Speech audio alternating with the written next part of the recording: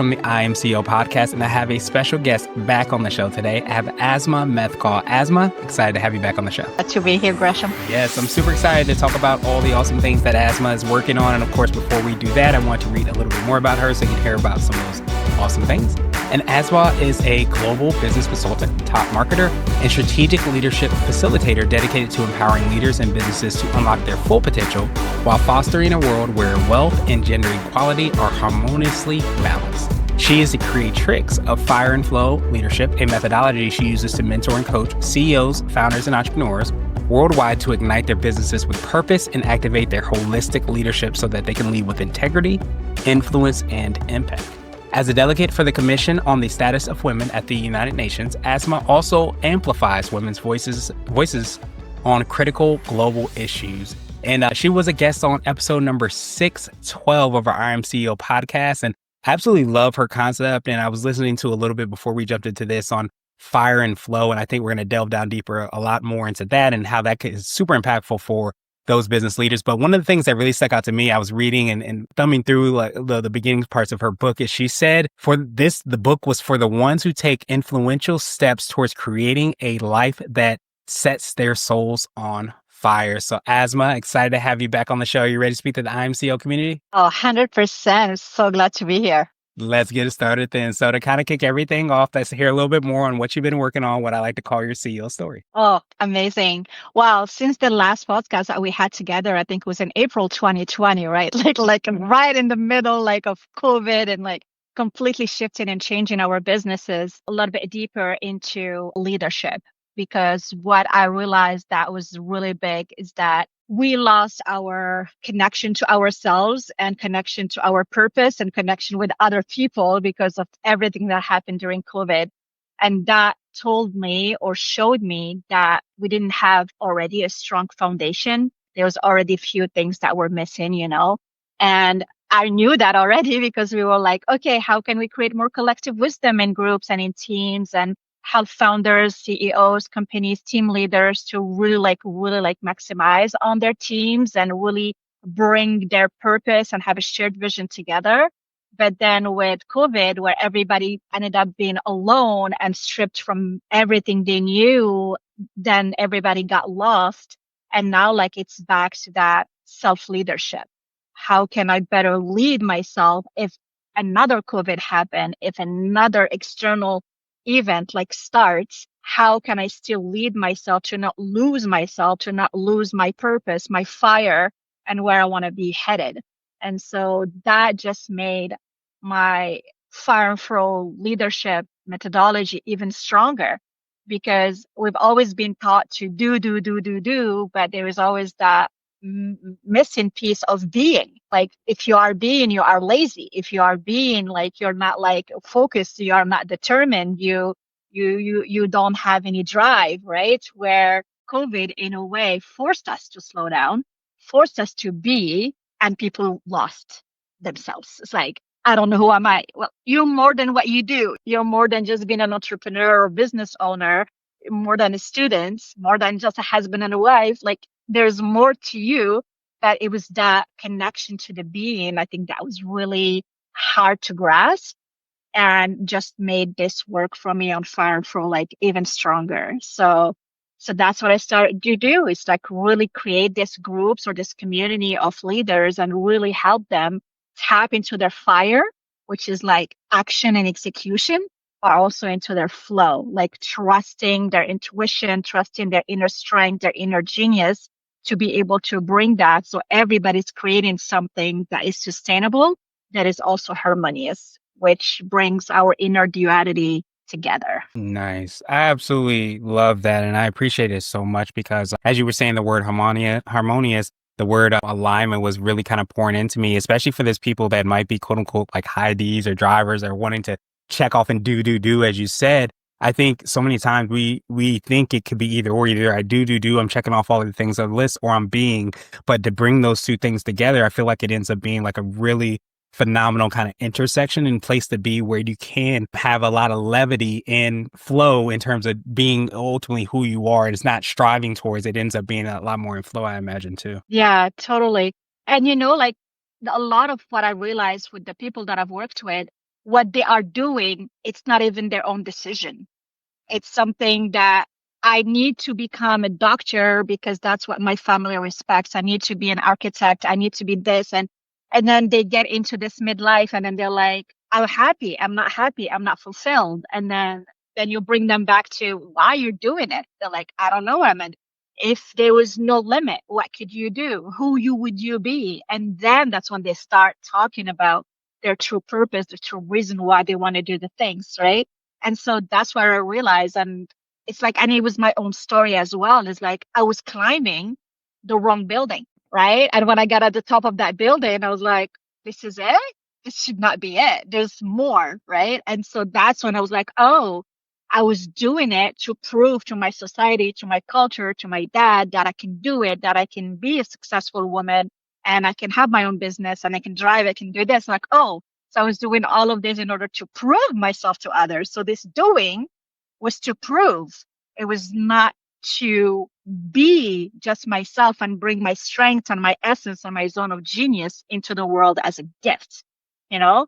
And so that's when it comes in, right? Like it's just like, okay, well, let's go into this a little bit of inner discovery to really bring out your inner strengths. And then from there, let's refine your business model. Let's refine what you do, your career, or let's launch your dream business where it will be a connection of a blending of success and fulfillment. It's not one or the other. It's both. Why can't you have both? You know? Yeah, absolutely. And I'm a big believer in like the life that you want to live is determined by sometimes the questions that you ask, and asking that why not ends up being so powerful. You don't have to choose it either or, you get both and better. And I feel like that also speaks a lot to that abundant mentality and understanding exactly how you can kind of do that. But I wanted to ask you and drill down a little bit more, because I imagine that a lot of people that are listening to this might be having those same feelings. Was there a specific kind of moment in your journey when you realized that you were on the wrong ladder and had climbed up the wrong ladder? Was there something that kind of sparked to say, hey, this isn't it, that a lot of people may be able to kind of resonate with? Oh, 100%. Like my favorite quote is that if you don't hear the whisper, you will feel the slap. And I felt the slap. So it was in the holidays of 2018. I had my biggest year ever. I made the money that I wanted to make. I hit it like in my marketing agency. My clients were happy. My team was happy. Everybody was great. And I was sitting in my living room looking, staring at my wall, having foreign infection in one. I couldn't hear, I couldn't taste, I couldn't smell. And I was just like, what's happening? I should be celebrating. I should be having the best time. And all I heard was just this inner scream that just said, stop. Mm. And I was like, what's that? Where's that coming from? And nobody taught me about intuition. Nobody taught me about, hey, there is the do, but there is also all this inner wisdom within inside of your body. And so my body, in a way, like brought my burnout into me live when I didn't even thought that I was in a burnout, but it was really like going in the wrong building. And that stop forced me in a way to pause my business. Everybody said I was crazy. And I was like, and my business was thriving at that moment. And I was like, no, if I don't do it now, when would I do it? And what's the point of being your own boss if you cannot stop when you want to? And so I chose the time to pause, and all those money that I invested in the profit, I reinvested them in myself to Mm. go into this inner discovery, to discover who I am.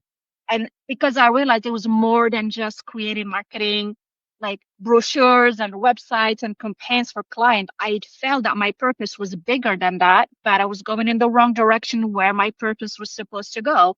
And so through that stillness, and it's funny because I paused before the world paused, because I Right. paused a year before and we met during that time, is I ended up investing in spiritual counselors and healers and advisors and really working on healing myself and covering what was with me and why I was doing it one way that got me there. And that's when I realized I was leading from my fire my whole life to prove to others, and my essence was fully feminine. So I had all this feminine strengths within myself, but society told me that those were not strengths, those were weaknesses.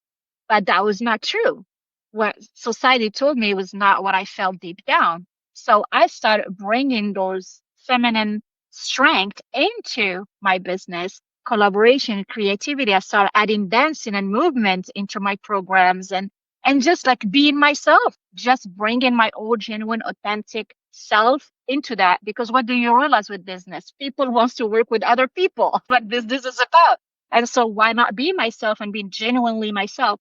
And so that moment of like that scream, that inner scream, and me taking that action into uncovering that strength and uncovering that, that's how Fire Furrow birthed it, really. It was just through that inner journey.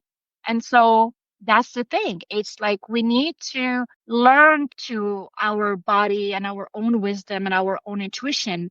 But one of the things that we mostly do to protect ourselves is that we keep ourselves busy. Our calendar is packed. We're always having one thing after the other. We need to take the kids to school. I need to do this thing. I need to plan this. I need to do this thing. I need to send this thing. I need to fix the car. I need to like, and it's just this busyness, and we don't take even the time to slow down that makes us to not be. And then when you sit down and you want to be, it's like, what am I doing? You don't need to do anything. Just be. No agenda, no plan, just stay there. So one of the key things that I teach my clients at the early start is just this concept of like sacred white space. Just add sacred white space into your calendar. That's all I'm asking you. You have a packed calendar this week? Create sacred white space daily or once a day during the week, whatever that works for you. Follow your own rhythm, but start with one small action to just start to signal to yourself that this is important, that this matters, right? Yeah, that ends up being so powerful, and I love and I appreciate you sharing that so much because I imagine so many people are going through, and I love that you said that in the beginning. Like, we have the pandemic where literally the world shut down, but we all have. I don't know if I want to use the word mini pandemics because they can might mean everything to somebody when they're going through that experience, whether it be burnout or stress or whatever those things might be. There or there's changes in the industries, just all those things might happen where we are searching for, ourselves. We don't want to lose ourselves. We want to know who we are, but it's important to know who to be. You have to know what you're being, I guess, to some degree. And I love that you kind of work with your clients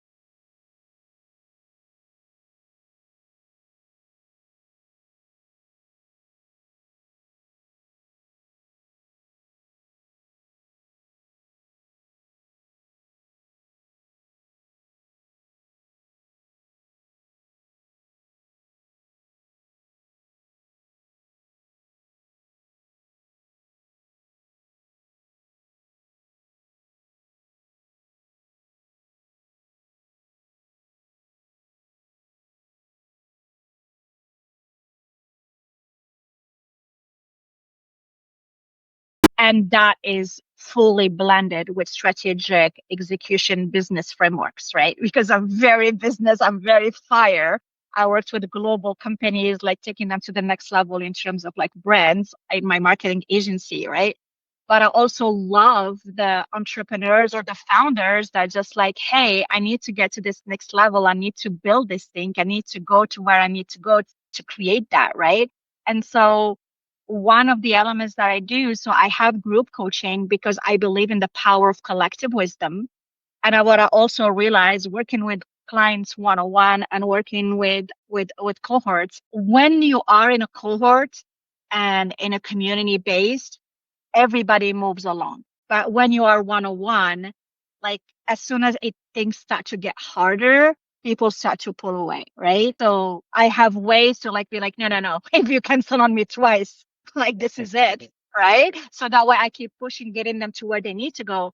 But I also want them to be, because we understand this in coaching or in business consulting, like you need to let things to like marinate a little bit, because then like I tell my client, I have a very strong BS meter, and I know that your ego gets really strong at some point, that you think you're doing the thing because of the thing, but this is not the thing. The thing is this thing here that you don't want to look at. And this is where I come in. I'm like, no, no, we're not going to waste our time here. This is where we need to go. And this is what you need to work on. And so for some of them, this is a slap in the face, but it's like, hey, this is a small slap.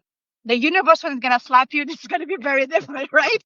So let's get you to the right track. And it's like a plane, and you're just like changing a little bit. Like, like if a plane goes like really 1 inch further, like it completely goes a completely different direction. But here it's like how I can align you fully to your wisdom. And so I have my community. It used to be a paid community, but I decided to make it a free community because I feel like the world needs to know more about this. And then within it, there is the cohorts that people can join to launch their dream business, like with their own fire and flow. So I like to help people launch or scale their business from their inner genius, right? So that's bring this element of fire and flow.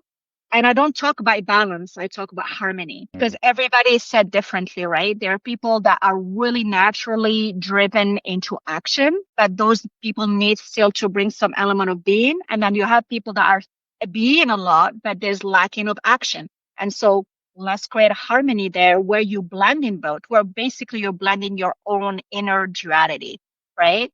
And so what's very different from when we started talking to you before is like now my intuition is very strong. I will be literally talking to clients. I will tell them things. They're like, how do you know? I'm like, I don't know. How do I know? I guess I'm channeling something. I don't even consider myself a healer or energetic healer. It just happened, right? And then I connect their message. I can know someone's zone of genius within like 1 hour, where them it will take them 6 months to figure out on their own, right? It just becomes intuitively easy for me because I'm allowing myself to be a vessel to serve my client to transform. My genius zone is transformation. So it's like, great. You're ready to transform. You're ready to get to the next level. You want me to help you unlock your full potential? Let's go. And I love to do it with fun. I don't want, when we talk about heavy things, I don't want them to keep us heavy and keep us down. There is a way we can acknowledge things, appreciate the lesson from it, allowing our body and our emotion to move, but also how can we take that and alchemize that in a way that it will bring us into taking an aligned action that brings us joy and happiness and alignment. And that's what I do. So this is, I guess, my unique sauce that I just create with every client or every group that I work with. Yeah, that's so powerful, and I appreciate you so much in expounding upon that and drilling down on that, because I think we don't sometimes realize like our superpower ends up being us being who we are. But if we don't allow space, time, and opportunity for us to be who we are, or even like you said, so many times we're being so much that we don't create space to try to be. We're doing so much that we don't get space to be, or vice versa. We're being so much we don't get space to do. So once we kind of understand that duality, and it's not either or, it's both and better, and you create space for people to have that opportunity to do that, then there's really no stopping us, because we're staying true to ourselves and we're being who we're ultimately supposed to be. Exactly. And we know this, right? Your energy introduces you before you even say one word, right? Like sometimes you feel attracted to some people, you want to get to know them, and other people, you just want to step away. Well, one of the reasons for that is related to your values. Without you knowing it, you have a very strong, connected, complementary values with that person, or your values are completely not agreeing. We know this is happening in politics and everything, like why people are fighting and there's all this disconnect is because of values, right? But it's like, okay, how we can still lead ourselves in a way that we can still appreciate the difference, but still like staying grounded in our own values and our way of thinking, right? And so that's when the self leadership comes in. That's when this inner duality comes in, right? Because we can really feel that the world is completely imbalanced right now. But it's imbalanced because most of us are just doing, striving, by striving for something that society told us this is what success looks like. But hey, how about we redefine what success is? How about we redefine what leadership is? And for me, it's an inside out approach. And it's not an outside in because we all live from this outside in. I need external validation. I need approval. The people that I mentioned to you, my clients who know their purpose, they are so connected to it, but they feel like the outside world is not ready for it. Well, welcome. Einstein happened to them, Tesla, like they all had to go through that where the world was not ready for their genius. But if you're here to bring that genius forth, that's your mission. And you need to stay strong and take everything that you're learning and all those experiences to make yourself a better leader. Because without you realizing it, you inspire every person you talk to. And that's what people don't realize. Every conversation, every connection, every email, every note, every text, you're inspiring people around you. Maybe people don't have the time to tell you because they don't even realize it. Because again, we're missing that connection piece, right? Take the time. If someone inspires you, if somebody said something that really did something in your body, like, oh my God, this is such great insight. Oh my God, I understand now why I do the thing I do. Take time to just write that little message note. I promise you, you're going to change their day, their week, their whole year. But you just stayed in one thing because that just gives them a proof that they're going also in the right direction. Yeah, that ends up being extremely powerful where we start to realize the power and genius that we have, not in terms of like scaling buildings or doing anything like that. Sometimes it's just having those conversations, reaching out, having that opportunity, creating that space to connect and notice someone, which I think ultimately from a human standpoint, we all ultimately want to do. So I wanted to switch gears a little bit. And I want to Mhm. ask you for what I call a SEO hack. You might have already touched on this, but it could be like an app, a book, or even a habit that you have. But what's something you lean on that makes you more effective and efficient? I dance every day. There you go. I like because when I talk to a lot of clients, they're like, I don't know how to meditate, or I don't know how to stand still, or I don't know how to do. Okay, then you have a beautiful body, use it. Put some music on, put a mantra on, like put whatever like that really vibrate your body into higher frequency of joy and play. And then just move with that music or that song. And so if you can just play one song when you wake up in the morning, whatever you feel that day, doesn't matter. If you feel angry, then put some like hard rock if you want and just like start smashing your pillow. I don't care. But just do the thing that makes you feel you. And I feel like when you start from that inner again, I'm reconnecting to my body first before I go and do the things that the world wants me to do, right? Instead of going into my to-do list, let's start with my being list, right?